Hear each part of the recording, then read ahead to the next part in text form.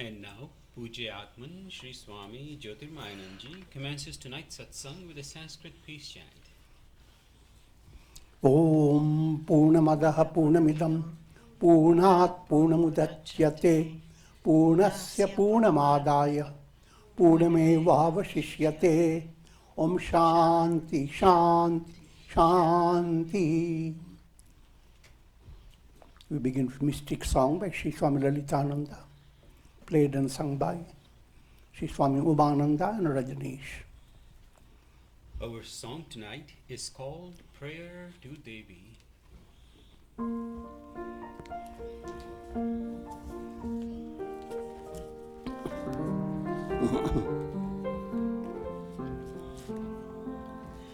Oh Devi, tender and yet terrible, I bow before you again and again. Without your grace, this world would be unbearable. The wild jungle of fear would capture me. Om Shri Durgaye Namaha. Om Shri Durgaye Namaha.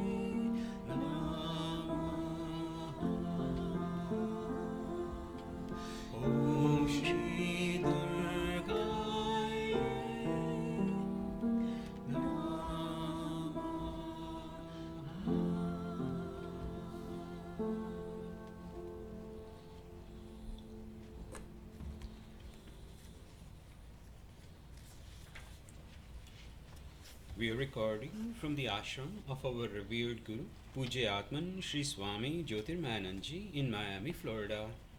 Today is September the 11th, 2018, Tuesday evening, and tonight Swamiji will be lecturing on Yoga Vasistha. This is series 2018, class number 72. And now Pujya Atman Sri Swami Jyotirmayananda. Om Brahmanandam Param Sukhadam Kevalam Jnana Murtim Dvandvatitam Gagana Sadrisham Tattvamasya Laksham Ekam Nityam Vimalamachalam Sarvadhi Sakshi Bhutam Bhavatitam Trivunarahitam Sadgurum Tam Namami. Om. Adorations to Sadguru, who is Brahman, the giver of supreme bliss, embodiment of pure consciousness, one without a second, vast as the ether, infinite, eternal, beyond the three gunas and their modifications, the supreme preceptor. Yoga Vasistha in Utpatti Prakarana, section 93.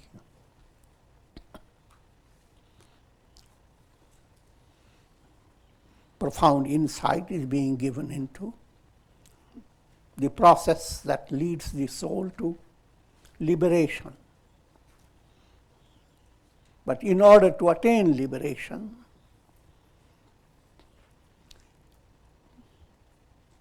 your understanding,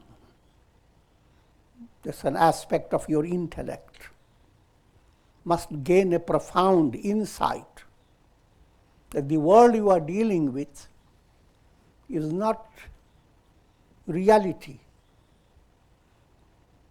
It's similar to your dream. In your dream, you go through all troubles. If you fall from steps that are taking you up, you fall. In your dream, you break your leg, you go to hospital. I mean, you must follow all that. See, in your dream you may have many abrupt experiences. But what I'm leading you to understand, while in dream, everything seems real.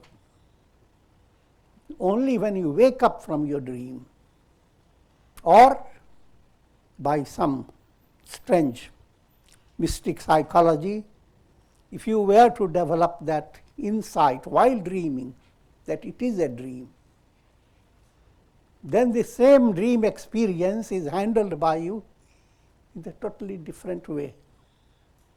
On one side, you see yourself suffer. On the other side, you see the whole world with you, just an illusion.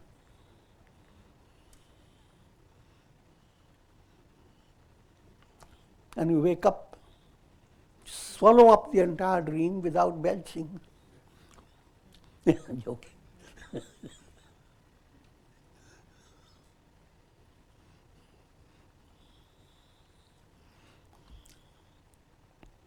All world experiences are Maya, cosmic illusion.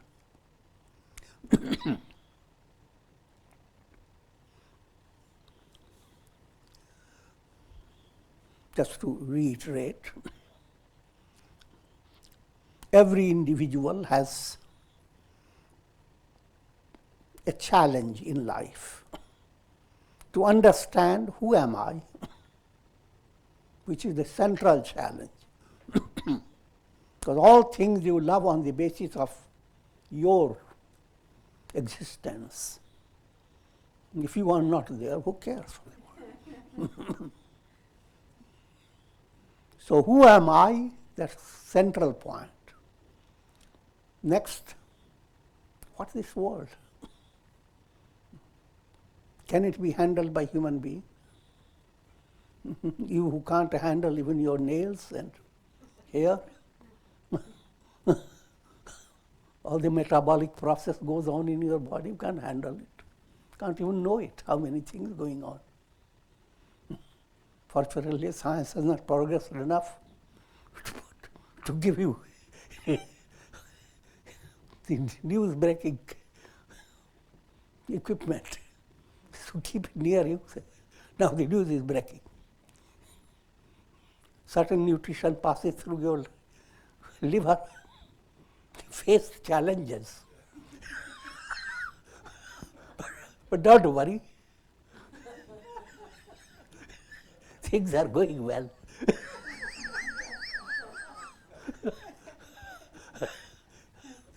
You breathe a sigh of relief. Look for another news break. Think of the progress.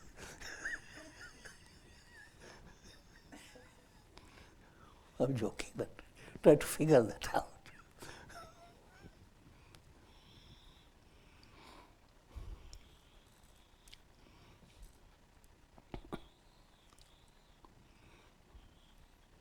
So threefold illusions in dream subject. Who am I? This dreamer doesn't know. The dream world is unreal. And then all your dream experiences interpreted by your ego, they have no reality. When these three move away, you wake up. Follow the same, this what's called practical world, where you are awake, but you are not really awake from a spiritual point of view. You are in a realm of long dream, just so that we're not confused with ordinary dream. And everyone lives here without having the full awareness. Who am I? Lives in a world without having the full awareness. What the world is about. You walk on the earth day by day, but you don't know what's going on within the earth. You don't have even the awareness that you are in a spacecraft. The whole earth is moving every moment. In the vastness of space, where there is no security. I'm giving a broader way to understand. And then your experiences of facing frustrating situations. As a child, you wanted to hold on to your toys. But suddenly a birthday came. You are no longer recognized as a child. You have to go to school. It's a frustrating situation. Move away from cozy, comfortable world. Abandon your baby toys. Quite challenging. But behind all that painful experiences, there is a purpose. Those experiences are not real. But as long as you are looking at it from a baby point of view, that's your reality. Same way happens. Human mind goes on facing so many ideas come in your mind, so many desires you want to have them fulfilled. And many of them, you can't fulfill them. You are completely frustrated. That's the normality of life. But from higher point of view, whatever is happening in your life has a divine purpose. They are all aligned to make you wake up. Wake up means to attain enlightenment. Having said that, let me come to the more precise insights.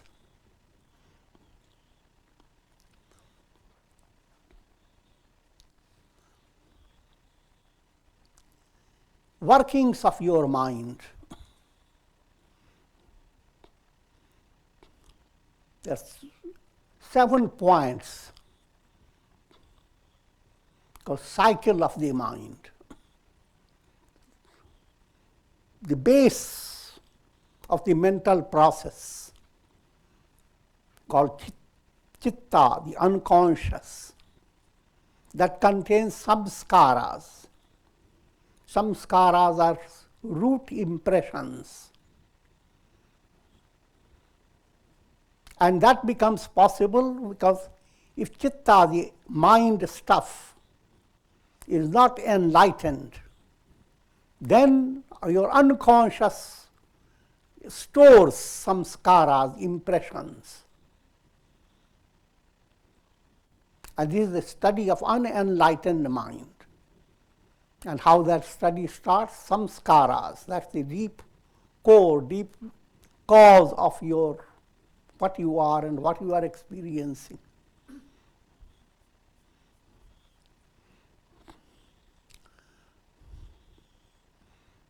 Another way of understanding these samskaras are called sanchita karma, accumulated storehouse of karmas. How big is the storehouse? There's no way you can calculate. It's just like how many waves are in the ocean, how many stars are in the sky. All those questions, and how many rays emanate from the sun. Instead of going into that, just forget about it, don't work on it. It's infinite. So their sanchita karma is boundless. If mathematically you want to exhaust them, there's no way you can exhaust them. Out of sanchit karmas, only a little portion, a little pinch has given you your present personality. It's called prarabdha karma. And prarabdha karma operates in 3 ways: jati, ayu, and bhoga. Jati means what class, what family. Will you be born in India, South India, or North India, Alaska, Australia, or Netherlands, Germany? I can go on giving all the details, but it is called jati. You come into a particular society in the realm of humanity.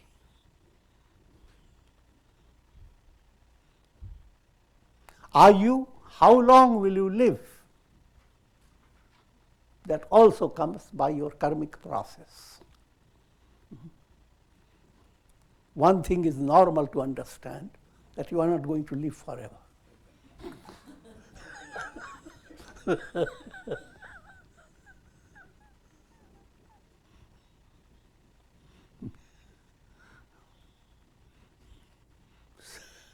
And then there are many variations.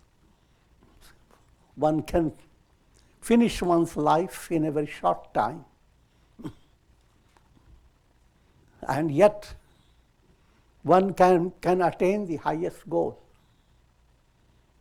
One may live a very long time, amazingly long duration of life, and may not attain it. One may do both, live a very, very long life and be completely enlightened. All possibilities are there. So that's called ayu, dependent upon your prarabdha. And bhoga, what type of experiences will you have? How many will be your rainy days? How many will be your summer days? And how many were your chilly days? So whole weather forecast behind your life.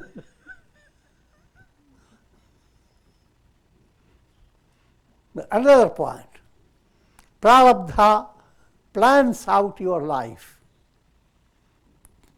but you have another aspect of karma, kriyaman. No matter whatever may be the circumstances of your life, there is will within you. You have the ability, you have the potentiality to utilize your will in right direction or wrong direction. And led by that type of, this is called agami karma. Now how you are acting, how are utilizing or misutilizing your resources. Based on that, karmas are formed. Those karmas are called agami karmas or kriyaman karmas, current karmas. Now the current karmas do not bring their results in the current state of your life, not all of it. Current karmas, some of them will bring immediate response. Some will bear fruit, say 10 years away, 20 years after. Some will bear fruit not in this life, not at all. Wait for some other life.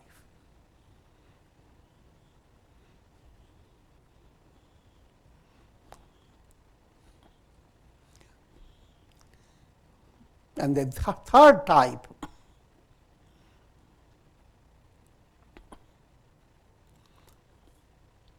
already I have explained to you three types of karmas: sanchita, prarabdha, and kriyamana, current karma. Having understood this general plan of karmas, your goal is not to be confined to karma.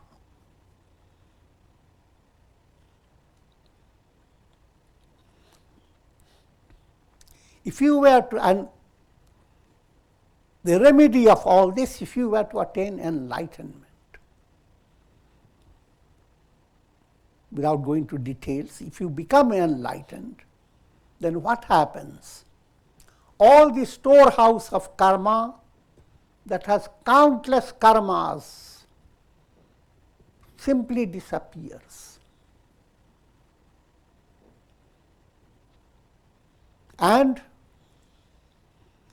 agami karmas, current karmas, they are ineffective. They are not going to bring you back into the world.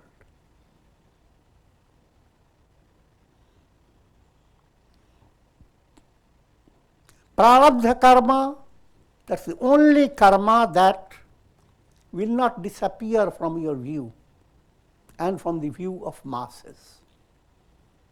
But that is an appearance, not reality.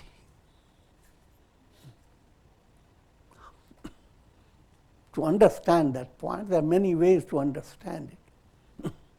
You grow up in wisdom, but you don't keep the same appearance that you had in youthful days.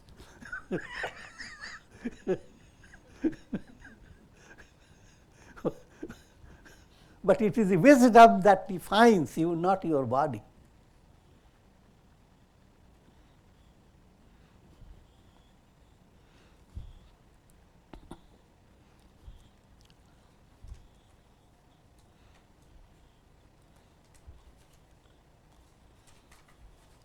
Having said all this, let me go into now the scripture.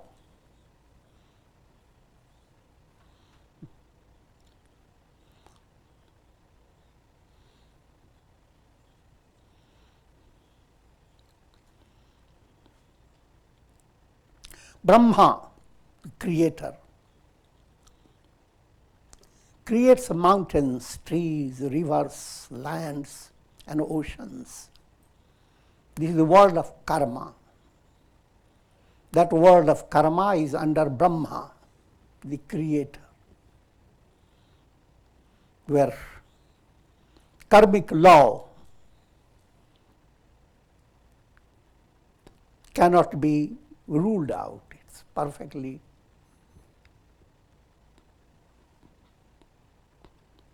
unshakable. That's what people always talk about. This is Brahma's writing, Brahma Lake. It cannot be wiped away.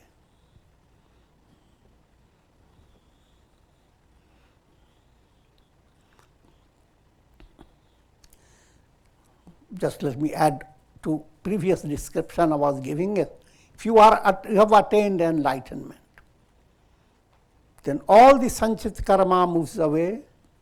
All your current karmas that will bring births later, they move away. But prarabdha continues, the appearance of your body. And that prarabdha operates in three ways. Ichha prarabdha, anichha prarabdha,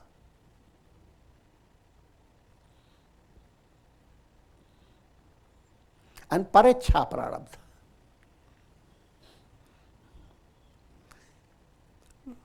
Ichha prarabdha, that which is normal, suitable, every individual, whether you are enlightened or not, have a plan in life. Just to come into a house that has a good roof and etc. Ichha prarabdha.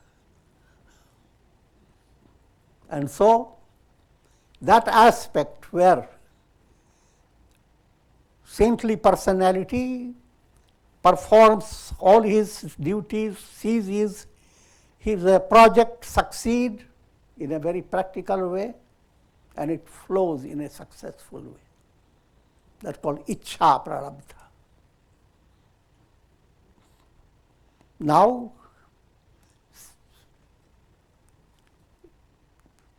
there are times when a sage doesn't have any project, but his loving disciples have a big project for him. And that's called Parecha Prarabdha. It is not against your will, it's helping you, but you are inspired by people around you. And then there is Anicca Prarabdha. Anicca, project is in the process, and suddenly earthquake comes in. Anicca means against your expectation,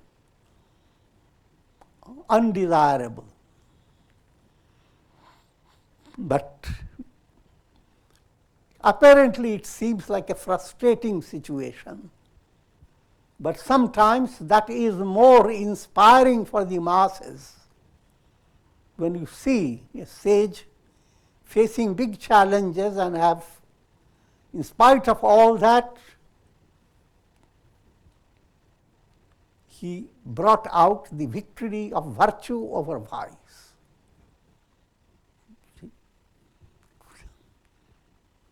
So all the sufferings of the sages, including Christ's crucifixion, they're led by karma, karmic process.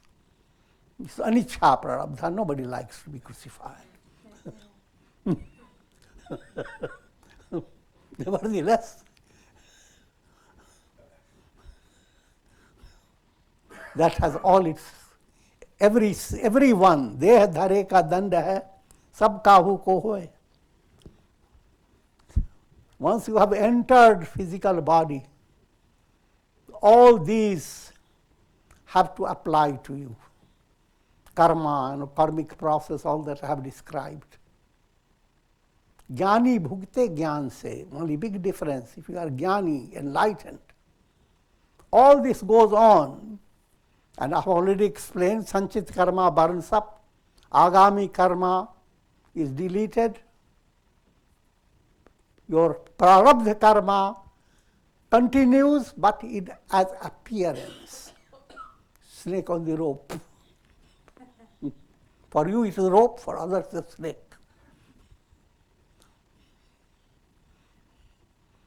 And while it appears, it follows a whole process defined by your type of prarabdha karma you have.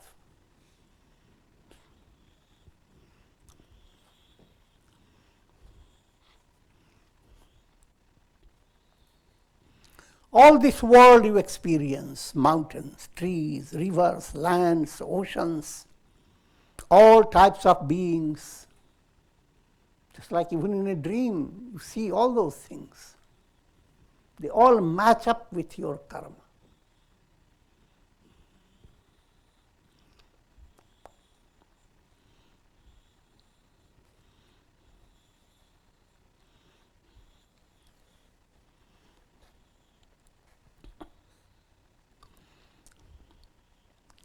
These individual souls continue to roam in the worlds of their vasanas. Before going into it, I has started telling you the cycle and started telling you about the samskaras, the unconscious basis which contains all the seeds. Out of that, when you are coming to prarabdha aspect,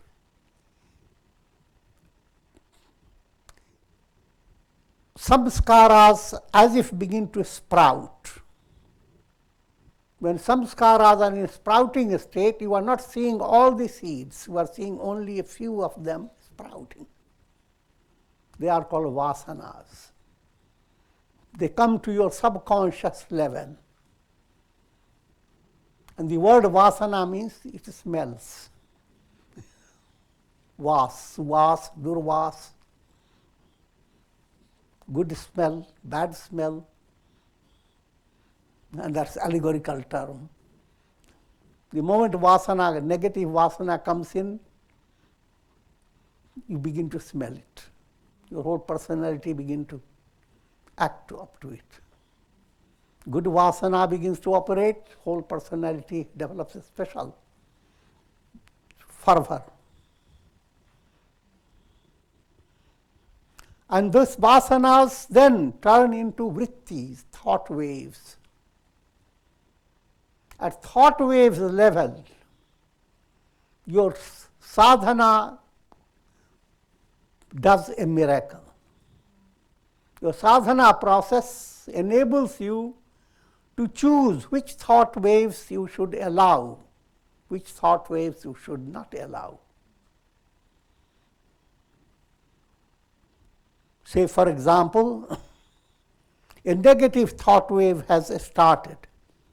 It's just like seeing in a house, a little fire has emerged in the corner of your house.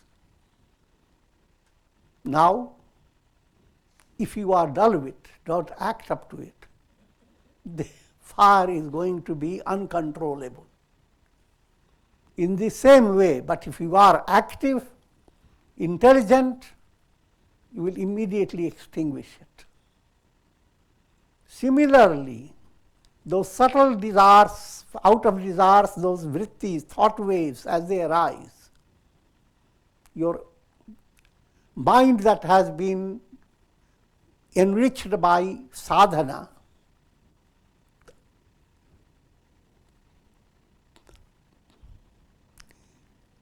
extinguishes those vrittis that are like fire coming up. And it is easily done. Simply mind changes its angle. You doesn't even look at it and it vanishes. But if you don't have that type of preparation in your mind, then the negativity continues to grow. Grows to such an extent that now you have no control. So what happens? From samskaras, there arise vasanas. From vasanas, there arise thought waves, vrittis. These vrittis turn into kama, desires. Desires turn into longings or cravings called Trishna. And majority of human mind, majority of people they are all dominated by Trishna of different types. And led by Trishna, you come to another level, experiences of pleasure and pain, karma bhog. And these experiences come and they move away. You think that's all, the story is over. Not so. They have sent out their record, mystic record in your unconscious.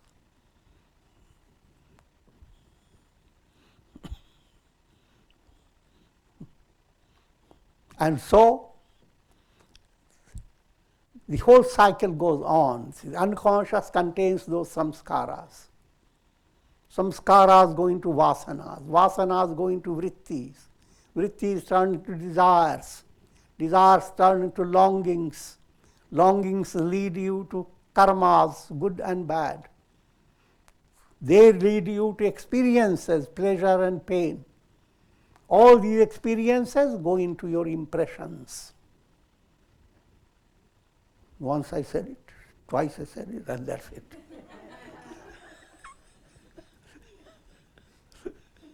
Cycle goes on and on. But to break the cycle, as your mind begins to attain and move Godward, first you bring a change in this cycle. You create good karmas. Allow change to occur in your vasanas and many other subtle changes occur as you begin to utilize your intelligence.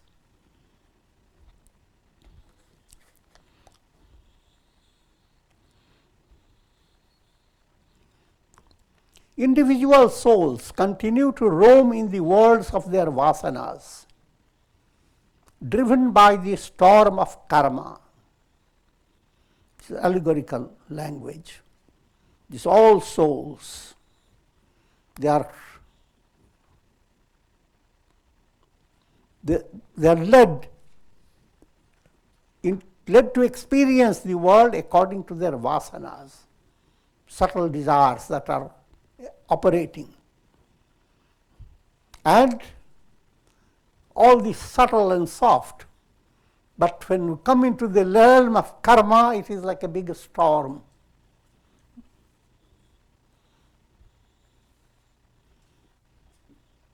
Some are led to be born in mountain caves, some in ocean. You must realize here we are talking about jivas in the form of all creatures.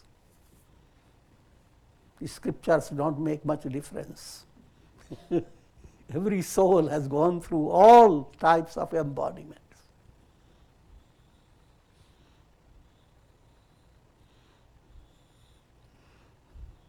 Some in ocean depths, some fly in the air, some become human beings, while some are born among the celestial beings.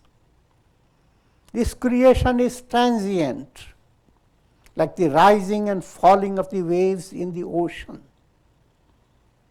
Envenomed by vasanas, subtle desires that are not pure.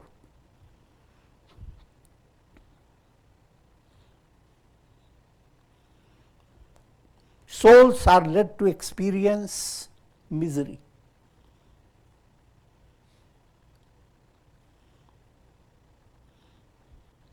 This bhava-vyadhi, disease of the world process,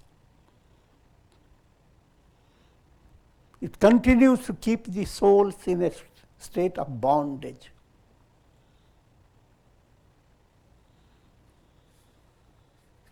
Therefore, O Rama, this creeper of the world process, which is sustained by the distractions of the mind, should be cut down with the axe of knowledge.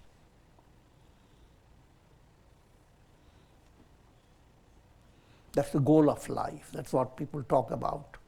The world is described as a big tree, with roots above and branches below.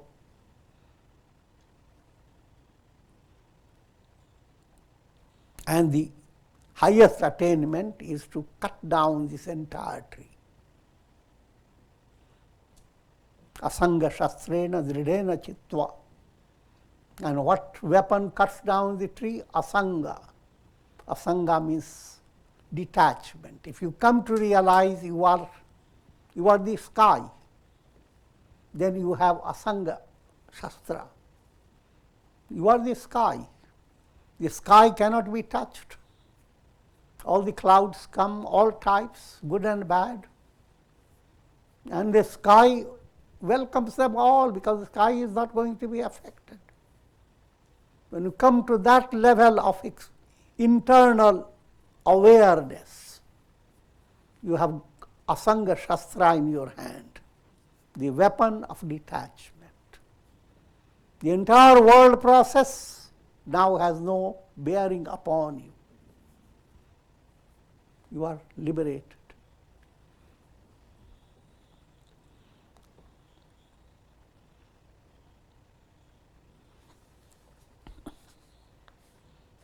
So you have to possess the axe of knowledge.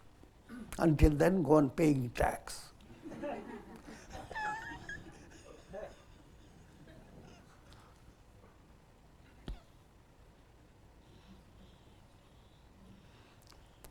Section 94. 14 classes of jivas. Now you are being given a little more extension of understanding.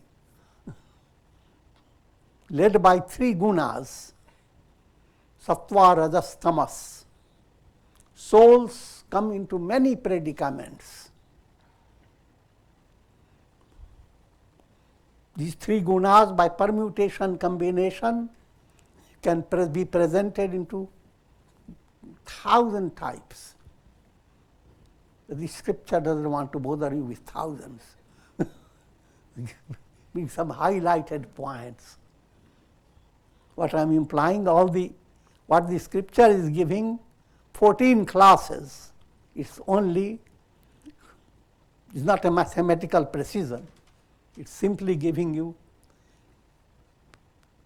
variations of jivas. Jivas are in different categories.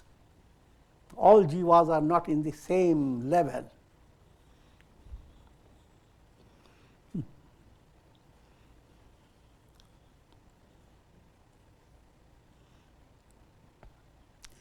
O Rama, caught in the illusion of the world process, consisting of the 3 gunas, these jivas can be broadly divided into 14 classes. First one is called idam prathamata. Idam prathamata means this life of the sage is his last.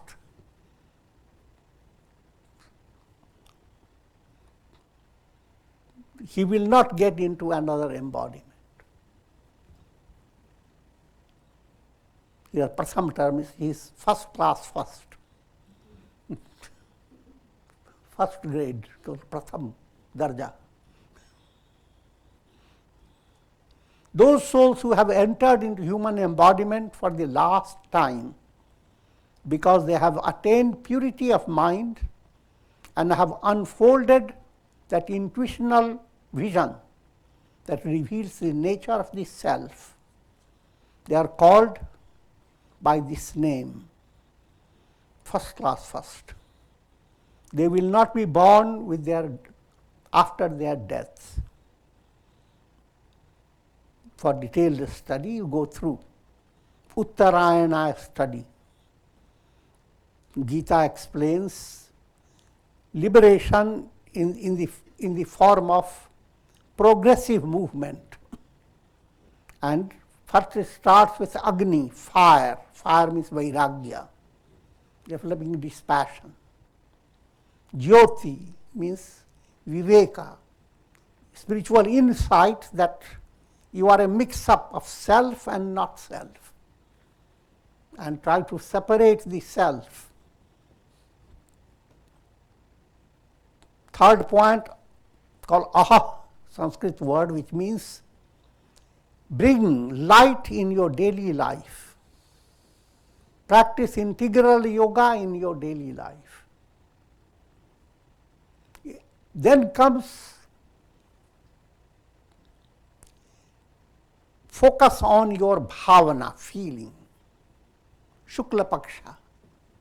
Shukla Paksha means bright half of the month where the moon goes on waxing. Similarly, your good feeling goes on blossoming more and more. Bhavana. When bhavana attains high grade of purification, as it goes on happening, your consciousness goes on expanding. You enter into samadhi. Samadhi state is that which goes beyond your normal limits of consciousness. Every day you face as if you are living in a circle. And within the circle everything is defined. But as you do sadhana, the circle begins to expand.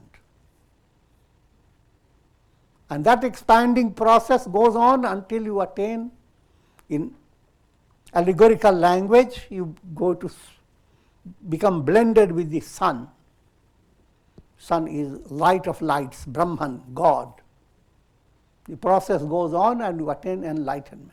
All that happens within your lifetime, because it doesn't require big distance from one to another.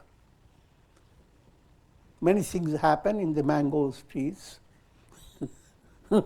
within a year, not lifetime. They're blossoming, their fruits, they become ripened, and so forth. Similarly, all that happens in your single life. But don't become fooled. You have already gone through many lives to prepare for it. Even Buddha describes how many lives he went through to have come to attain Buddhahood.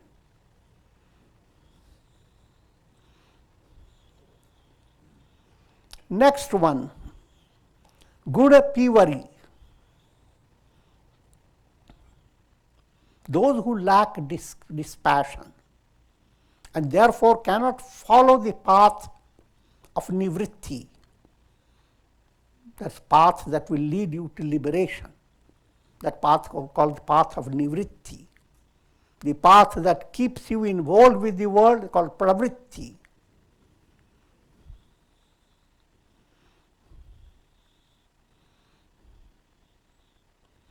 Instead of attaining liberation, they are led to heavenly worlds to enjoy the fruits of their meritorious deeds.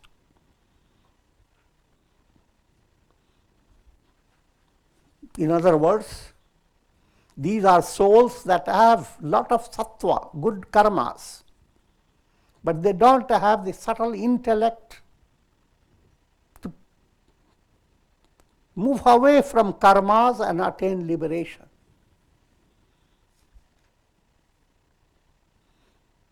And therefore, it's called guna pivari. They have guna, qualification, but there is something lacking in it.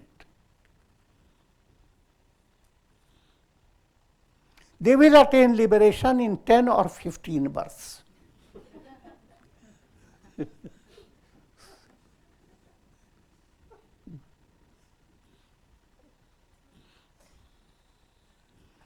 Third one, sasattva.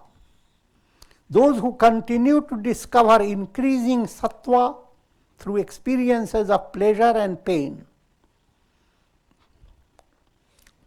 they will attain liberation in 100 births.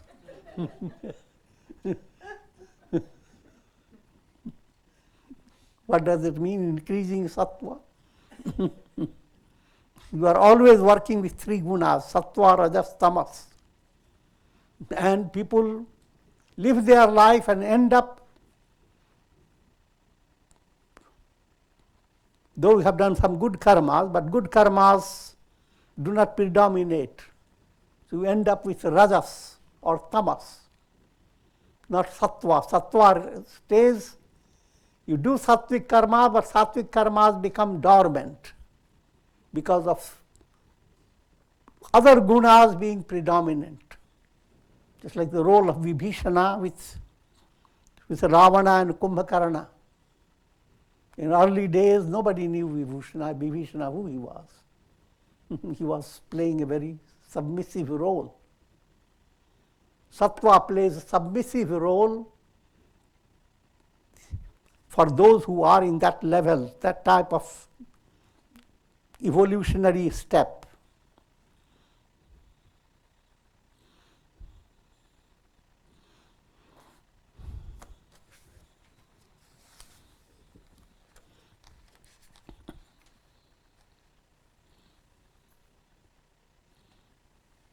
These souls are on the way to progressive evolution. They are not so advanced as those of the first type who are established in renunciation, nor are they as advanced as those of the second type who are devoted to the performance of good actions and devout meditations. However, they are gradually spiraling their way to liberation. It's the kind of comfort, they are spiraling. How long the spiral will take, that depends. Fourth category, adham sattva. Sattva is there, but it is adham, lowest type. It has not been given any importance.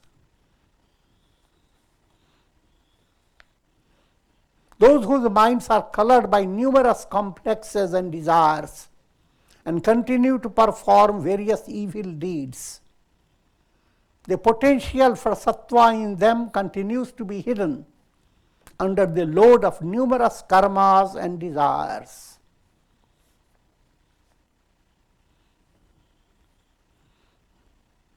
Therefore, their coming to the state of enlightenment is a long, long process. Fifth category, atyanta tamas. Sattva overpowered by extreme tamas. Sattva is always there. All the three gunas are always there in every individual.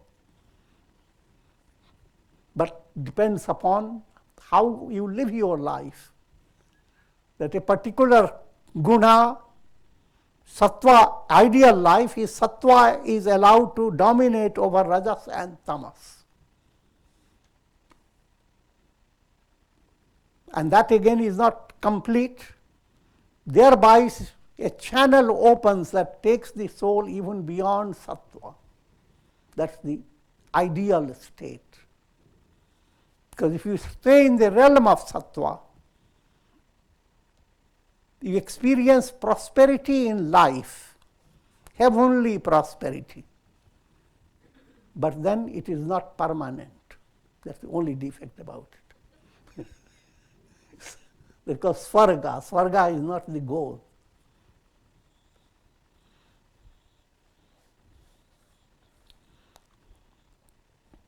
Next, Rajasi.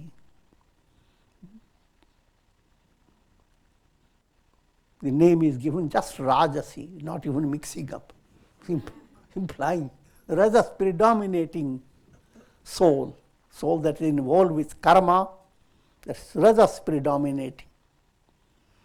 Those who have ascended from subhuman levels to human level.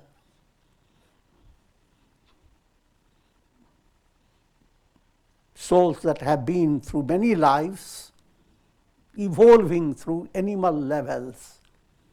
Having come to human level, now they are breathing little better. And ask them not to breathe is impossible. Figure that out. Implying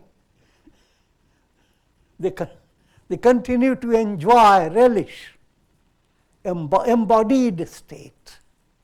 They have been in animal level, bird level, now as a human level, and want to go quick to liberation. They want to enjoy. In other words, that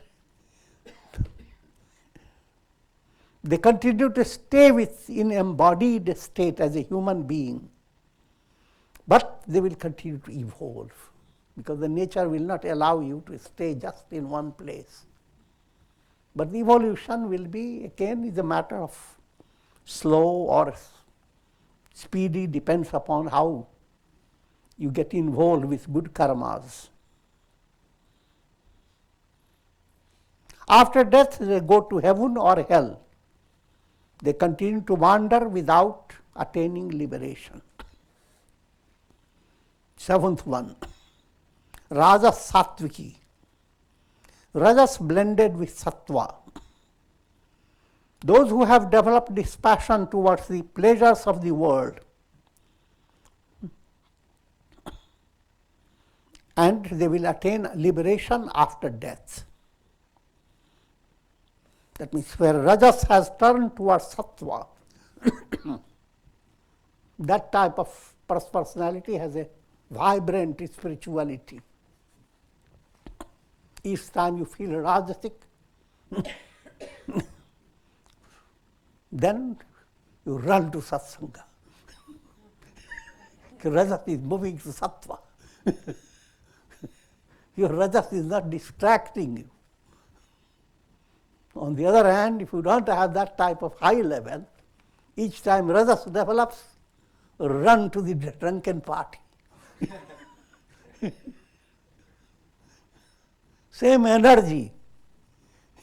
Imagine coming to one type of personality, energy comes and the person is led to do things that are degrading. Another person, energy comes, is led to do things that are magnanimous, inspiring, and so forth. So, the second type is called Rajas Satviki, Rajas moving to Sattva.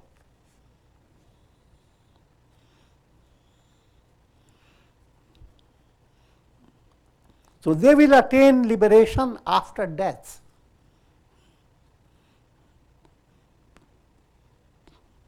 Through their movement, they will attain all the potentiality that are needed for liberation. After death will be just a matter of nature. But while in life they didn't have the luxury of attaining enlightenment. But the enlightenment will come to them because they have generated a momentum leading to liberation. So even the body's dropping of the body does not stop that momentum for the astral body. All the details shouldn't get you too confused. The moral is not to wait for that. Start doing your sadhana in life.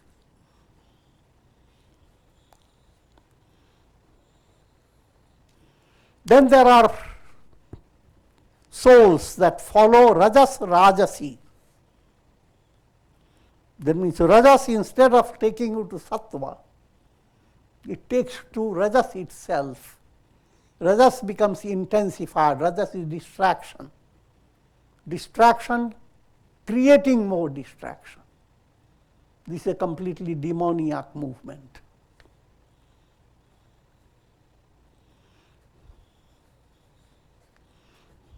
But if they are not touched by tamas, see, there is again a stage. Rajas goes on creating in your mind lot of distractions of pleasure.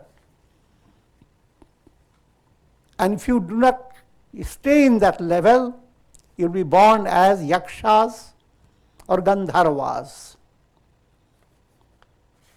And these yakshas sometimes, according to the storyline, they slip into demoniac level.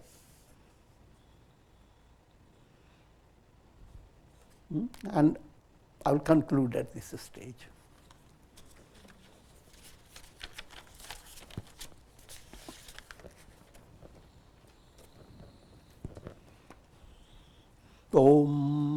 Purnamadaha Purnamidam Purnat Purnamudachyate Purnasya Purnamadaya Purnamevavashishyate. Om Shanti Shanti Shanti. Om Shri Ramaya Namah.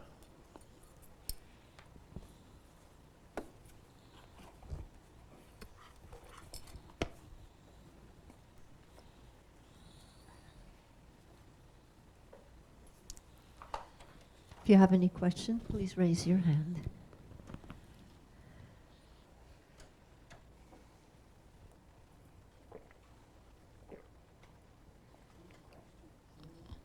Yourself. Swami, I have one quick question. I knew that. No, I have lots of questions about this whole classification of souls, but this is a different question. The symbolism of the world tree with the roots above and the branches below, is that because of the root of in Brahman? Brahman being the root of everything in the world? Or is it something totally different? When you write a family tree, how does it look like? Great grandfather comes first. The next step, how many sons he had. Next step, another set of sons. Where is the root? Up. And all the branches are below. So we're considering Brahman the root? Brahman is the source, yes. Source. It's allegorical language. So since there aren't any more questions, tomorrow we'll continue with this topic, about which we have no more questions tonight. I have a question. Oh. It's you say it like this. No, you can't. This is the official. Guruji Pranam. The people who are demoniac, they get, usually they kill a lot of people who are sattvic. Why is that? I mean, killing is not physical, it can be emotional. First thing is that they don't kill. Every thorn pricks, but not every thorn is poisonous. I'm distracting you. The point is that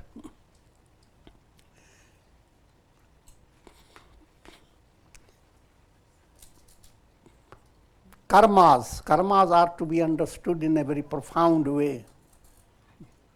Those who are moving towards enlightenment, they are to go through trials and tests. Those who challenge the sages to the masses, they are demoniac people. All those people who went after Jesus to crucify him, what will you categorize them? Demons.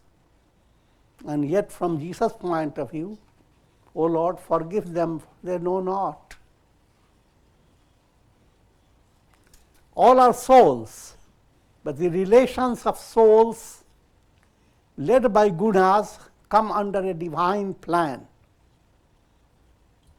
Only a person with negative karma will come into conjunction with a positive person who is doing good deeds and start doing harm. His harm to the positive person again depends upon a karmic law. If his harm is enabling the good person to develop endurance, that challenge allows him to see virtue winning over vice. So if you follow that, then you realize that it is not a simple term that good people are killed by negative people. They grow. They grow spiritually. Mhm. And there is not a single saint who will say he is a saint without negative people around them. Thank you.